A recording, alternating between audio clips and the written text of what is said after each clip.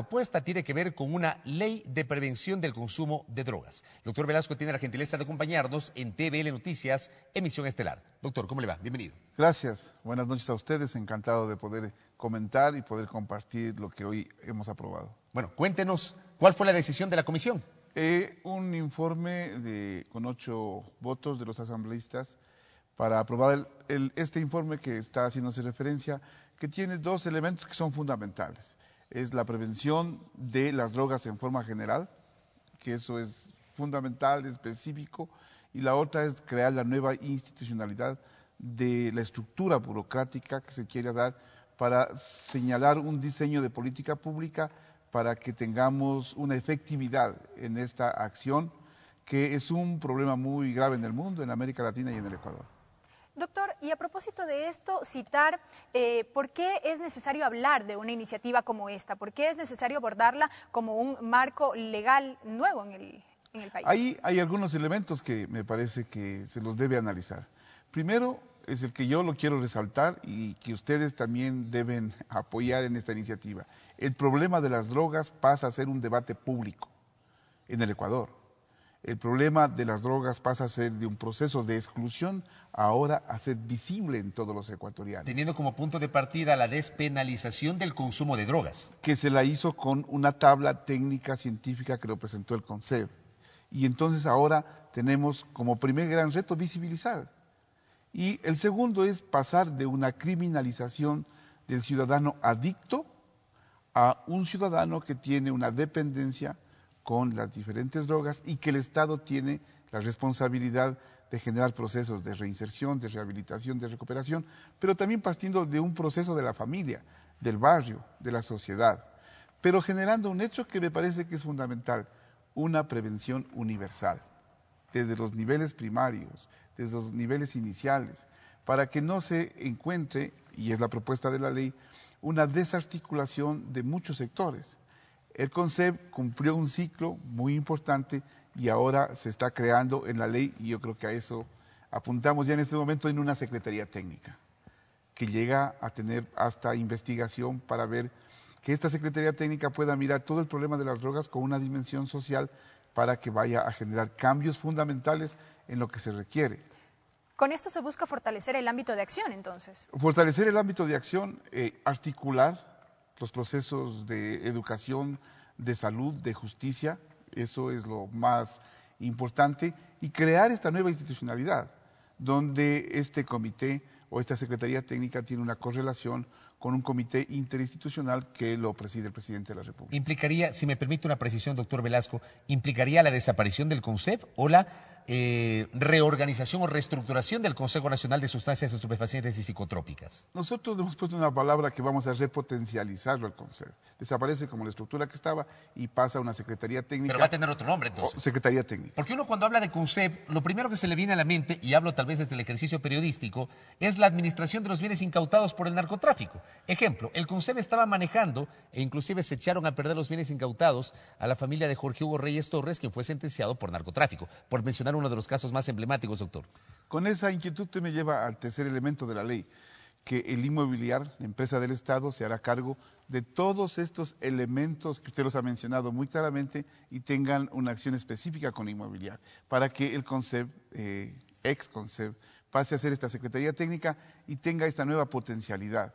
Y entonces en la Secretaría Técnica necesariamente están articulados muchos actores políticos que tienen que ver en la dimensión del fenómeno social de las drogas, que es un tema en América Latina, en el mundo y en el Ecuador, es un tema muy complejo, un tema que tiene muchas dimensiones y que de lo que estamos hablando ahora cuando hablamos de la prevención es quitar ese nicho del microtráfico sin perder de vista que el grande tráfico, el grande conglomerado que se tiene, sigue siendo penalizado en el país.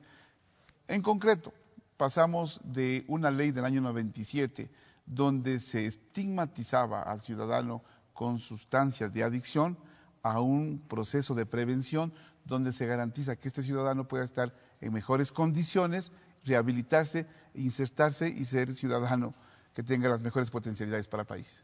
Doctor, ¿Qué nos dicen las estadísticas respecto del consumo de drogas en el país? Y pregunto esto porque mucho se ha escuchado últimamente, sobre todo de la presencia de microtráfico alrededor de los colegios, de las instituciones educativas, por ejemplo. Bueno, así en términos muy globales, de 20 personas adolescentes, solamente una podría estar en esas condiciones de... Una de cada 20. Una de cada 20, ¿no? Entonces, pero una de cada 20 no es un indicador muy alto, pero ese uno es un ciudadano que hay que darle toda la protección que se requiere. Ese es el hecho que es más importante de lo que estamos hablando. Si le damos las consideraciones a este ciudadano que está en estas dificultades, tenemos que darle toda la potencialidad para que tenga la posibilidad de tener un conocimiento adecuado y si el problema llega al consumo, una reinserción adecuada. Eso tiene que hacer el Estado. Ustedes como comunicadores saben tanto como nosotros que en el proceso de rehabilitación el Estado no tenía muchos centros. Había, me parece, 1 o 2 tal vez en el país para los centros de rehabilitación. Centros de recuperación o rehabilitación, no había. Y entonces el Ministerio de Salud está en este momento generando acciones para hacerse de otros centros de recuperación para que tengamos la posibilidad de cubrir el círculo desde la prevención hasta la rehabilitación. ¿Pero el sector privado podrá seguir teniendo centros de rehabilitación o recuperación? Regularizado bajo las condiciones adecuadas. Lo que se ha visto en el país, y esto sí es evidente, en que exadictos, con todo el derecho que se tienen, sus pares generaban acciones de centros de recuperación para encontrar mejores condiciones. Es muy buena esa terapeuta de pares con adictos, es muy buena, pero tiene que también tener una normativa, una regularización que le permita ver que tiene que tener otros elementos, psiquiatras, médicos, terapistas, psicólogos, para generar una acción complementaria a este proceso de pares que tienen el mismo problema. En el país y en el mundo hay experiencias de alcohólicos anónimos, narcóticos anónimos, que tienen un buen resultado. Pero en el caso del Ecuador, eso privado tiene que generar una regularización por parte del Estado. Somos potencialmente amigables, porque ellos han sido los responsables, la empresa privada, digamos, por poner una empresa, o el nombre de la empresa, han sido potencialmente los que han ayudado a generar esta acción de mejoramiento, de rehabilitación de los ciudadanos. Doctor, respecto de lo que fue la propuesta inicialmente presentada y acogida por la Mesa de Salud, ¿cuáles fueron de pronto los cambios sustanciales que se hicieron para ya aterrizar en este informe para primer debate? Si bien es cierto, yo lo presenté el informe, pero absolutamente ético lo presentamos los asambleístas del país, luego de que tuvimos una acción de mejoramiento entre el Ejecutivo y la acción legislativa. ¿Qué se le puso en énfasis? El asunto de la prevención universal. Eso creo que es un gran mérito que se lo recogió de los actores sociales de todo el país. Pero en concreto ya, ¿cuáles son los mecanismos que permitirán esta prevención efectiva? Uno, el principal mecanismo es que en la ley que teníamos anterior no hablaba nada de prevención, la del 97, se hablaba solamente de represión.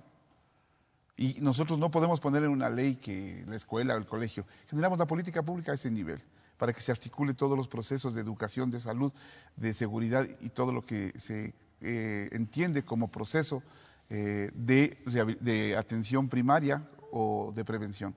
Porque si usted revisa el informe, hay niveles de prevención, nivel primario, secundario y terciario. Una cosa muy técnica que hemos tenido que difundirla y discutirla en la mesa, y ese es un cambio muy fuerte que se tuvo, porque no le estábamos tocando en un principio la rehabilitación terciaria, es decir, de la gente que estaba con procesos de adicción, y ahí le estamos dando una corresponsabilidad al Estado para que esos procesos tienen que generarse espacios de recuperación, y eso no estaba, aunque la Constitución en el artículo 364 lo decía muy claramente, pero no lo teníamos recogido en el documento que le estoy mencionando. Pero ahí estamos hablando de recuperación, pero a la par hablamos de prevención. Esto quiere decir un momento antes de llegar a ese nivel. Yo recuerdo esta discusión que usted me la está llevando, me parece interesante, es cuando discutíamos la ley del tabaco, que generaba qué va a pasar cuando yo tengo ya mi adicción del tabaco.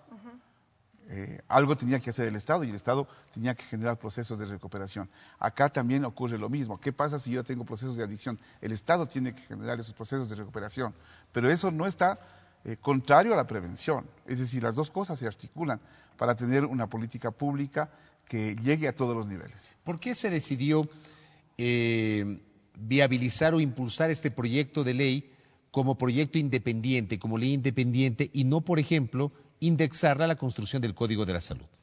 En el Código de la Salud, que está bastante estructurado, se tiene diferentes espacios y uno de ellos es las enfermedades crónicas que podrían considerarse dentro de esta gran temática de las drogas. Pero ahí me parece que en el análisis que se lo hizo, teníamos que apuntar que el CONCEB en este momento está ya diseñando una nueva política pública. Y entonces tenía que articularse la ley con esa nueva política pública. Ejemplo muy específico. El CONCEB dependía y depende hasta este momento de la Procuraduría General del Estado. Hasta este momento. Y entonces el primer cambio institucional es que el CONCEB no siga con esa direccionalidad. ¿Sino del Ministerio de Salud? Sino de este comité interinstitucional que lo preside el presidente de la República. Correcto. Ahí es lo que se empieza a cambiar. El asunto de la Ley Orgánica de Salud todavía demora un trimestre más, porque son muchos temas complejos que se tiene ahí. Y entonces podríamos salir, que en este caso, con una ley que ya salga o salte a un tema que está tan complejo y que lo queremos enfrentar y confrontar como lo estamos haciendo.